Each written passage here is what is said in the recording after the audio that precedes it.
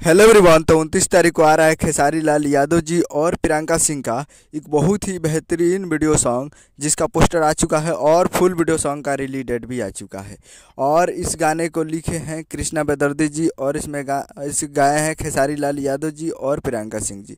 और इसमें म्यूजिक दिए हैं कृष्णा बेदर्दी जी, जो कि 29 तारीख को इसको फुल वीडियो सॉन्ग को रिलीज़ किया जा रहा है। और ये काफ़ी बेहतरीन वीडियो सॉन्ग है और काफ़ी ज़बरदस्त है। और वीडियो में है खेसारी लाल यादव जी और यामिनी सिंह जी, फिट में है यामिनी सिंह जी। तो ये 29 तारीख को रिलीज़ किया जा रहा है। और ये एक मूवी का सॉन्ग है, जी हाँ, एक मूवी का सॉन्ग है जिस मूवी का नाम है प्रेम की पुजारन। और इस मूवी का काफ़ी बेहतरीन सॉन्ग है और ये 29 तारीख को रिलीज़ किया जा रहा है। और जिस गाने का नाम है प्यार तो प्यार हो बुखारो, जिसका टाइटल है प्यार तो प्यार हो बुखारो। और ये फुल वीडियो सॉन्ग रिलीज 29 जनवरी 2024 को सुबह 7 बजे ये फुल वीडियो सॉन्ग को रिलीज़ किया जा रहा है। तो 29 तारीख को सुबह 7 बजे फुल वीडियो सॉन्ग को देखने के लिए तैयार रहिएगा।